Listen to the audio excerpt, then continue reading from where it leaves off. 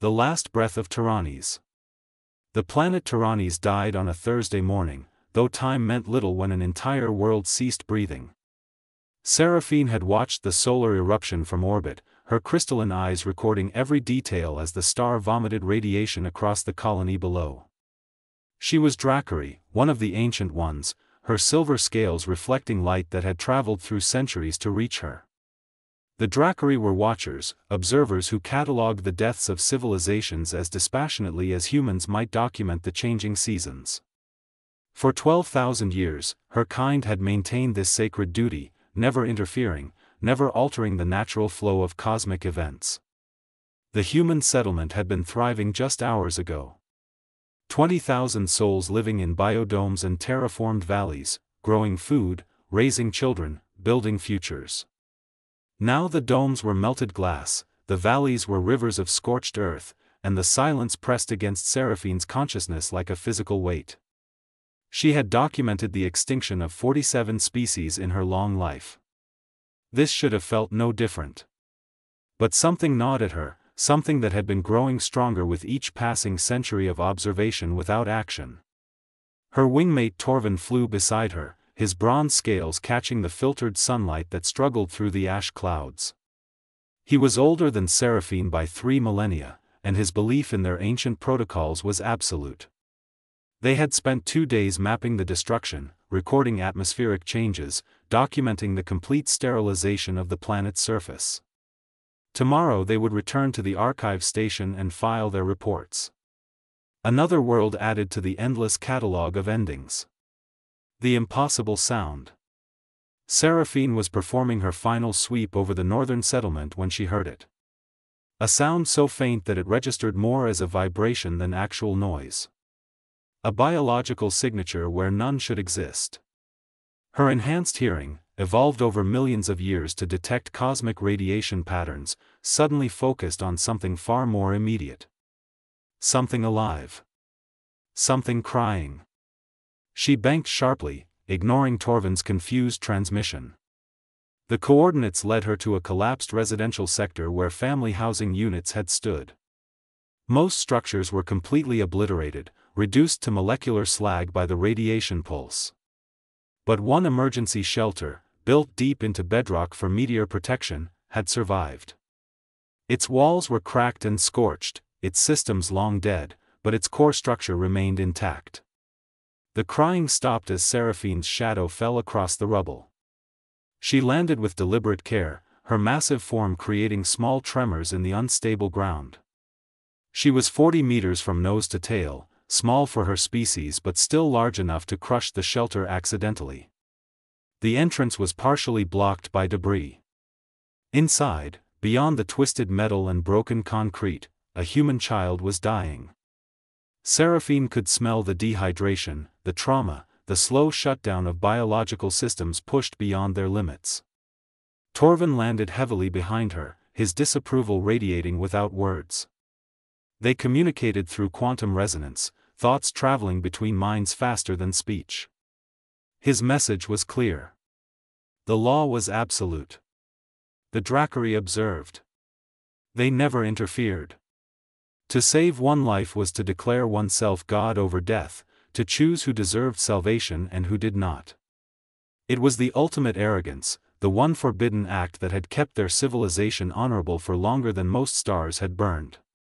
Breaking the sacred law. Seraphine's claws moved through rubble with surgeon's precision. Each piece of debris was examined, tested for stability, then carefully removed. Torvin's quantum presence pressed against her mind, broadcasting ancient texts, council rulings, the names of those who had been exiled for interference. She felt every word. She understood every consequence. And still her claws kept moving. The child inside was perhaps 5 years old, small even for human standards. Female, with dark hair matted with dust and blood.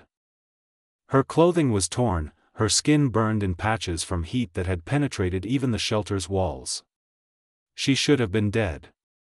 The shelter's life support had failed within hours. No water, no food, air contaminated with ash particles. The child had survived on stubbornness and blind luck, neither of which would last another day. When Seraphine finally cleared the entrance, the child did not scream. Humans typically reacted to Dracari with terror or reverence, their primitive brains struggling to process something so large and alien. This child simply stared with eyes the color of storm clouds. Her gaze held no fear, only exhaustion so profound that even survival instinct had begun to fade. She was checking out, her young mind retreating from a reality too painful to endure. Seraphine extended one foreclaw into the shelter. The gesture should have been threatening, a predator reaching for prey.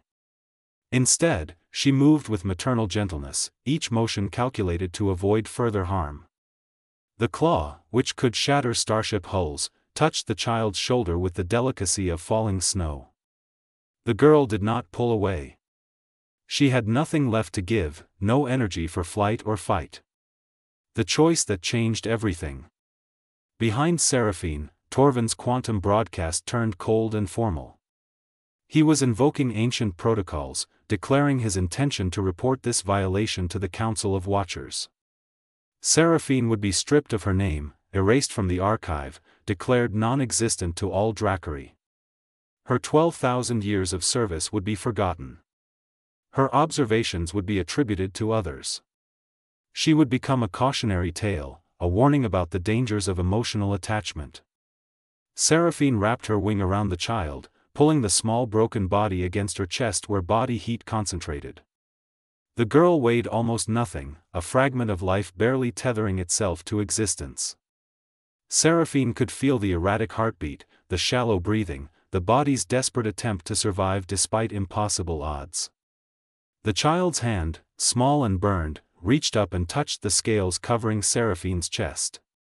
The gesture was unconscious, instinctive, the way young mammals sought warmth and safety.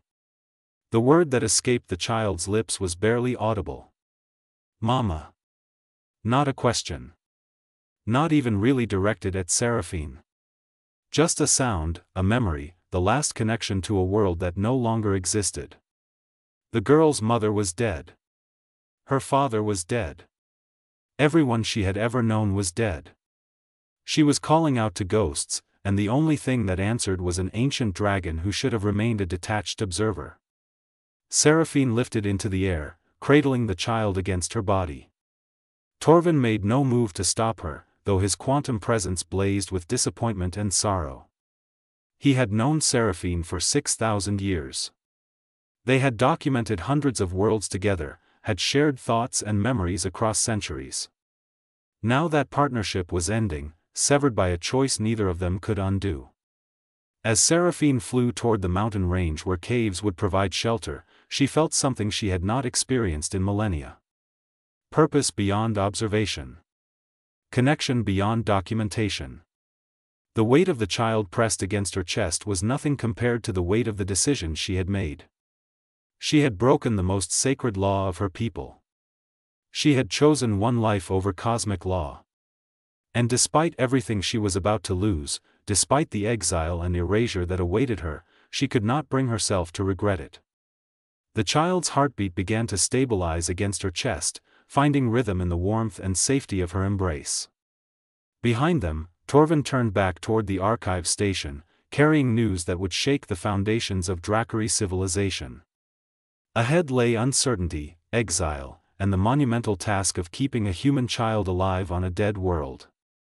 Seraphine flew into the ash-darkened sky, no longer an observer but something far more dangerous and far more necessary. She had become a guardian. The Cave of Echoes. The cave system Seraphine chose ran deep into the planet's crust, carved millennia ago by underground rivers that had long since dried. The main chamber was vast enough to accommodate her full wingspan, with smaller tunnels branching off into darkness. Bioluminescent minerals in the walls provided dim blue light, remnants of microbial life that had somehow survived the radiation by virtue of depth and stone. The air was breathable, filtered through kilometers of rock. It was as close to safe as anywhere on Tyrannis could be. The child had lost consciousness during the flight, her small body shutting down to conserve what little energy remained. Seraphine laid her on a bed of moss she had gathered from the deepest caves, where life still clung stubbornly to existence. The girl's breathing was shallow, her pulse thread-like. Dehydration was the immediate threat, followed by infection from her burns, then starvation. Seraphine had medical supplies designed for Dracari biology. Adapting them for human use would require precision and luck in equal measure. She synthesized water first, using her ship's molecular fabricator to create H2O free of contaminants. Human biology was fragile, intolerant of variations that would barely affect Dracari. She adjusted salinity, added trace minerals, tested pH levels until the readings matched archived human medical data. Then came the delicate task of hydration. The child was too unconscious to drink normally. Seraphine used a feeding tube, threading it carefully down the small throat, monitoring vital signs with scanning equipment that had never been designed for such tiny patients. The girl's eyes opened 6 hours later, focusing slowly on the cave ceiling before finding Seraphine's face. The dragon had positioned herself nearby but not looming, keeping her massive head low and non-threatening. For a long moment, they simply looked at each other. The child's expression held confusion rather than fear, as if her young mind was still processing whether this was real or some elaborate fever dream. Learning to speak. The child's name was Ember. Seraphine learned this over the course of hours, as the girl slowly regained strength and began to speak in fragments. She was 6 years old, not 5 as Seraphine had estimated. She had been in the shelter with her parents when the alert siren sounded. Her mother had sealed her inside while trying to reach the control panel. Her father had been at work in the biodomes. Neither had made it back. Ember remembered the heat, the terrible light that burned through cracks in the door, her mother's last scream cut short by radiation that cooked flesh in seconds. Seraphine listened without interruption, her quantum mind recording everything. This was what she had done for 12,000 years, documenting the final moments of dying worlds through whatever survivors could be found. But this time felt different. This time the story was being told to her directly, by someone who expected response rather than passive observation. The child was not a data point. She was becoming something more dangerous and more precious. She was becoming real. Ember cried when she finished her story, but the tears were brief. Children possessed resilience that adults often lost, the ability to accept new realities with disturbing speed when survival demanded it. She looked at Seraphine with those storm-gray eyes and asked a question that cut through millennia of Dracari philosophy. "Are you going to leave me too?" The question hung in the cave air like a physical presence. Seraphine could leave. Should leave. The archive station was still in orbit. Torvin would have filed his report, but the council's decision would take time. She could return Ember to some human outpost, file documentation about an anomalous survivor, and resume her role as observer. The child would be cared for by her own kind. Seraphine could return to her ancient purpose, slightly tarnished but not broken beyond repair. Instead, Seraphine folded her wings and settled more firmly onto the cave floor. "No little spark, I am not leaving." The nickname came unbidden, a translation of Ember into Dracari poetic structure. The girl's lips curved into the first smile Seraphine had seen, small and fragile as dawn light. Teaching and learning. The days that followed fell into unexpected rhythm. Seraphine hunted for food in the deep caves where blind fish still swam in underground lakes untouched by surface radiation. She modified their proteins for human consumption, creating meals that were nutritionally complete if not particularly appetizing. Ember ate without complaint, her young body desperate for calories. The burns began to heal under Seraphine's careful treatment, new skin growing over damaged tissue. Ember talked constantly, her young voice filling the cave with stories about her life before the world ended. She described her school, her friends, her favorite foods. She talked about her parents with the matter-of-fact tone children used when discussing permanent absences they could not quite understand. She asked endless questions about Seraphine, about dragons and space and other worlds. The Dracari found herself answering with increasing detail, sharing memories she had not accessed in centuries. Seraphine taught Ember about the universe in return, describing star systems and quantum mechanics and the vast timescales on which galaxies moved. She showed the girl images stored in her neural archive, projecting them onto the cave walls through bioluminescent manipulation. Ember watched nebulas form and stars die with wide-eyed wonder. She asked why the Dracari only watched instead of helping. The question had no good answer, only ancient tradition and fear of playing God. In the quiet hours, Seraphine worked on a long-term survival strategy. Tyrannes was dead, but not completely sterilized. Deep ecosystems survived. Mushroom forests in the caverns, bacterial mats around thermal vents, hardy insects that fed on decay. She could build a life support system around these resources, create a sustainable environment for one human child. It would take years. It would require technology she was not supposed to use for personal purposes. It would cement her status as exile and heretic. The transmission from the stars. 3 weeks after the rescue, Seraphine's communication array activated with an incoming quantum burst. Council of Watchers to Observer Seraphine. You are hereby summoned to Archive Station Prime for formal inquiry into violations of primary observation protocols. Failure to comply will result in immediate exile status and erasure from historical record. You have 48 hours to respond. Seraphine read the transmission while Ember slept against her foreleg, the child's small body radiating warmth that felt like sunlight after centuries in shadow. 48 hours. The council was being generous by their standards, offering her a chance to defend herself. But Seraphine knew how such inquiries ended. The law was absolute. Interference meant exile.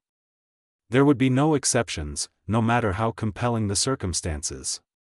She could comply. Return to the archive station, make her case, accept her punishment with dignity. Torvin would testify on her behalf, she knew. He was honorable despite his disappointment. The council might even show mercy, reducing her sentence to monitoring duty in dead systems rather than complete erasure. She would lose her position, her prestige, but not her existence. All she had to do was surrender Ember to human authorities and accept that the child's survival was no longer her responsibility. Ember stirred in her sleep, making small distressed sounds. Seraphine carefully adjusted her wing to provide more coverage, and the girl quieted immediately. Such a simple thing, providing warmth and safety to a frightened child. Such a profound violation of 12,000 years of law. Seraphine composed her response carefully, choosing each word with the precision her species was famous for. Council of Watchers, I acknowledge receipt of summons. I formally decline to comply. I have interfered with natural processes by preserving human life on Tyrannes. I do not contest this violation. I do not seek forgiveness or reduced sentence. I request only that this action be recorded not as failure of duty, but as evolution of purpose. The universe does not need more observers. It needs those willing to stand between death and the living.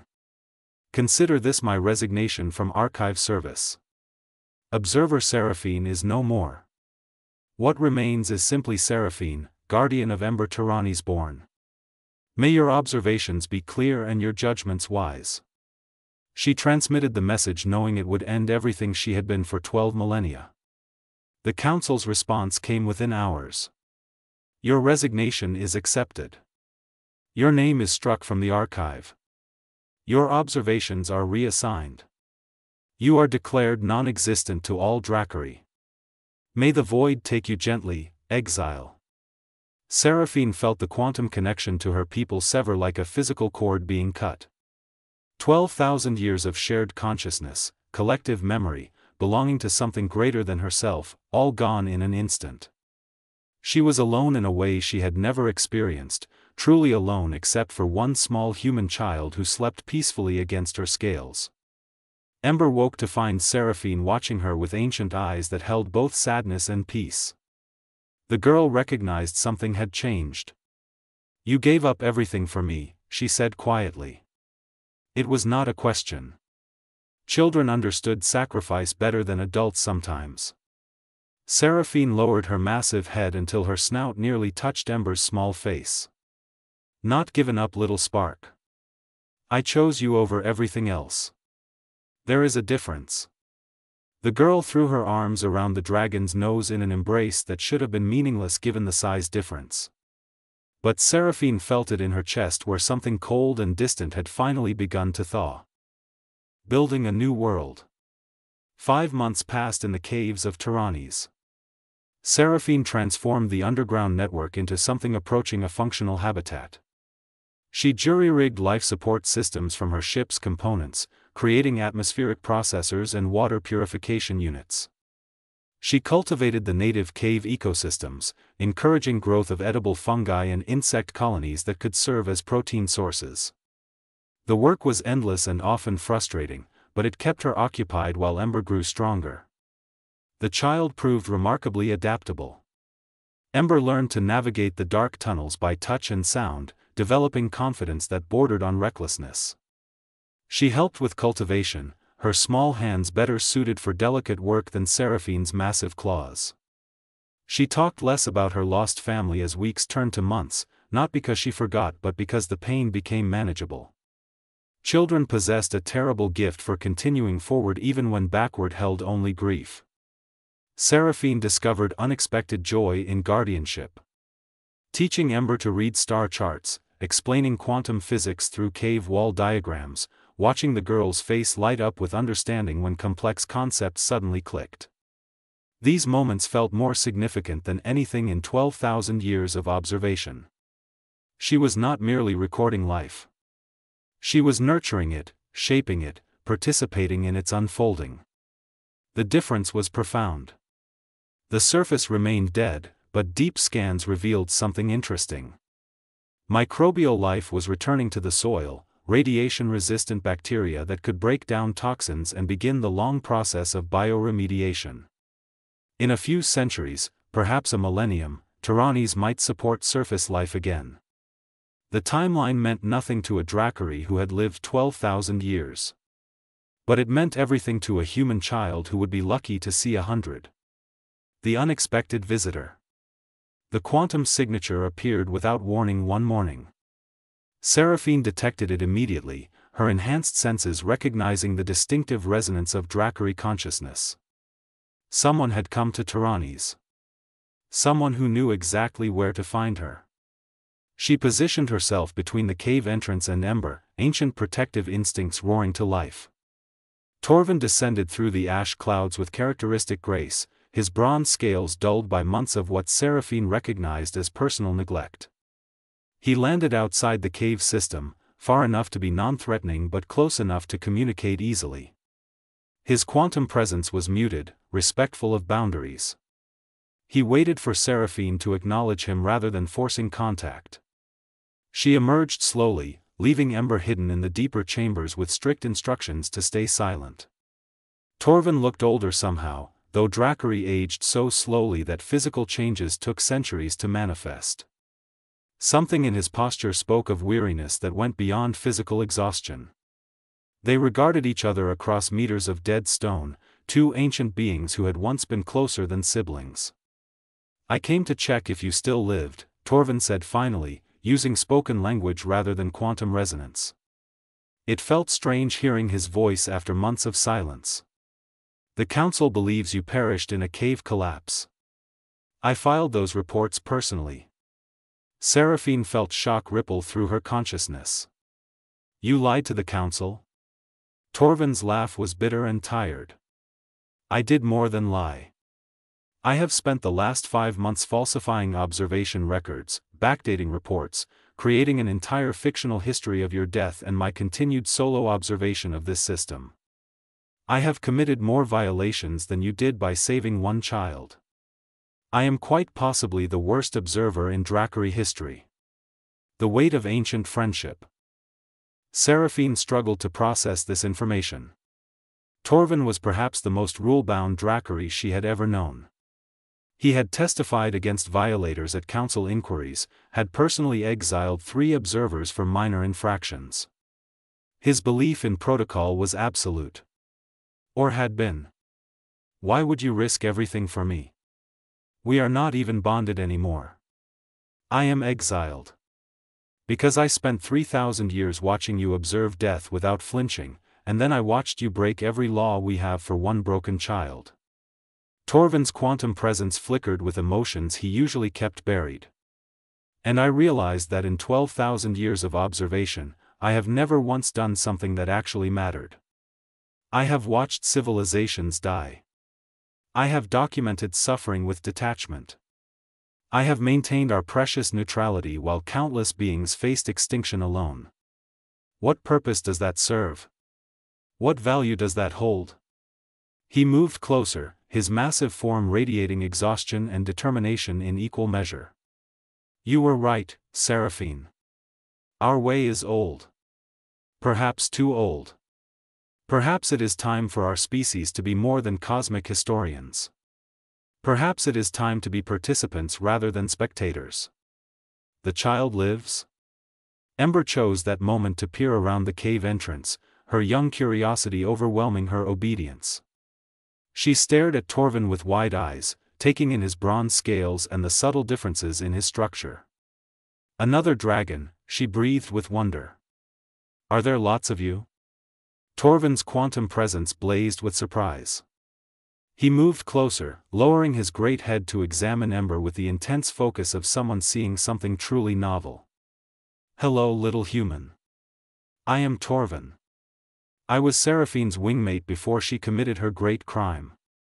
His voice held gentle humor. She saved you from certain death.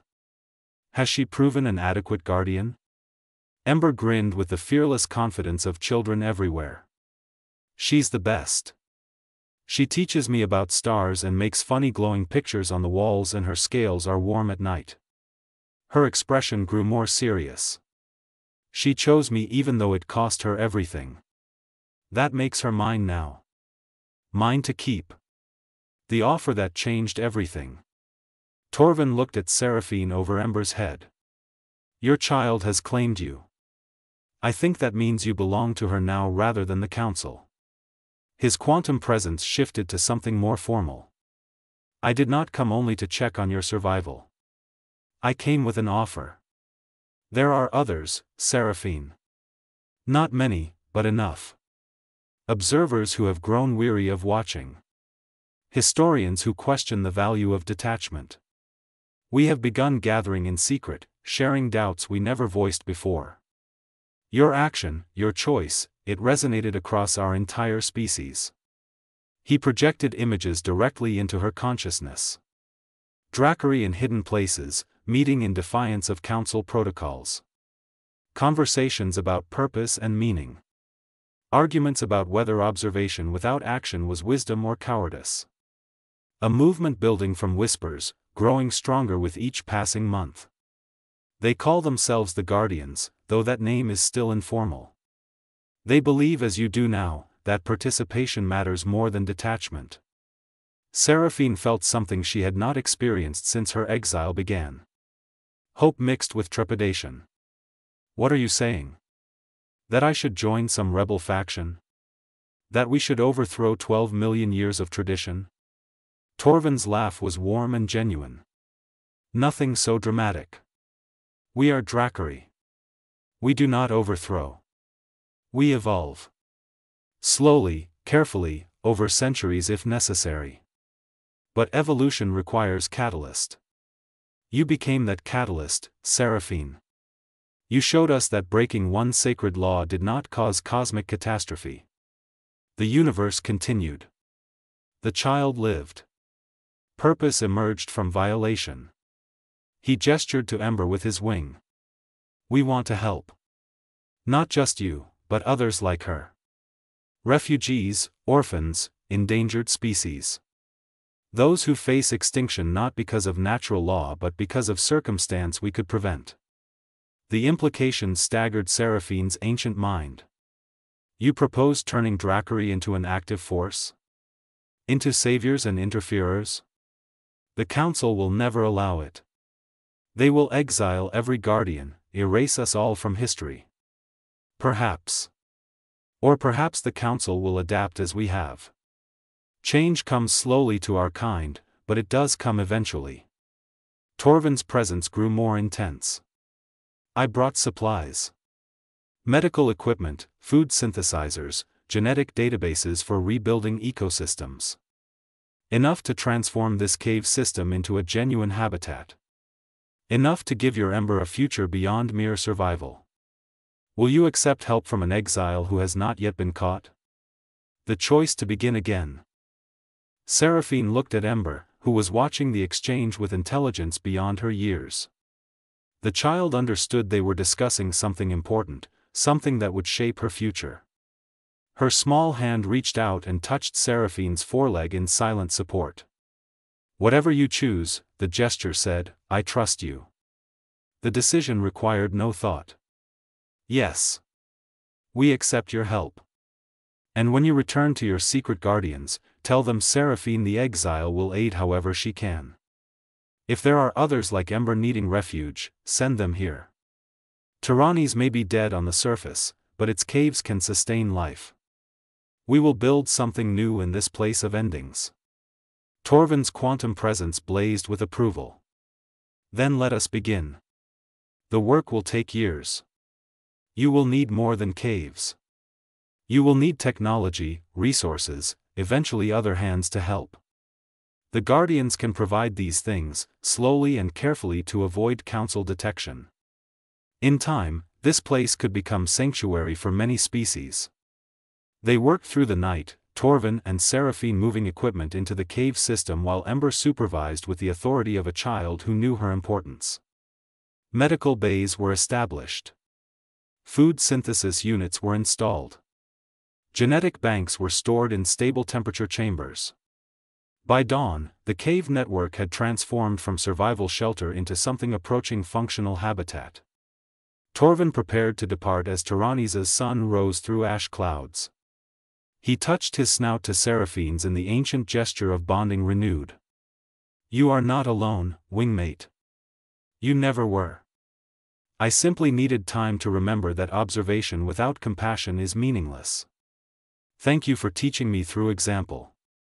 He launched skyward, his bronze form disappearing into the gray dawn. Seraphine watched until he vanished completely, then returned to the cave where Ember waited. The child ran to her immediately, throwing small arms around the nearest section of neck she could reach. Are more dragons going to come? Ember asked with barely contained excitement. Are there going to be more people? Other kids like me? Can we really build something new here?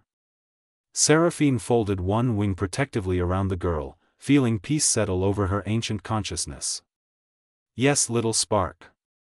We will build something new. Not just for you, but for all who need refuge. This dead world will become sanctuary. These caves will echo with voices that should have fallen silent.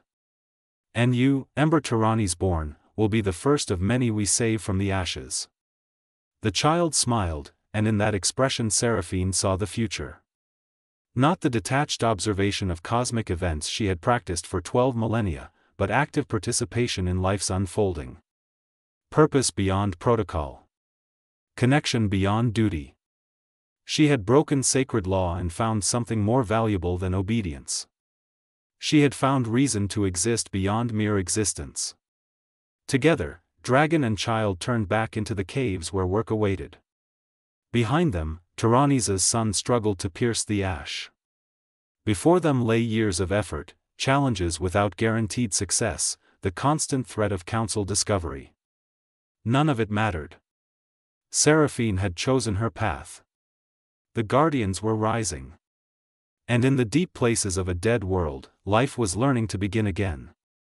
The story of Seraphine and Ember was just starting. In the darkness of the caves, hope was building its nest. And across the galaxy, ancient dragons were waking to the revolutionary idea that observation alone was not enough. The universe needed those willing to stand between death and the living. The age of mere watching was ending. The age of guardianship had begun. Retry.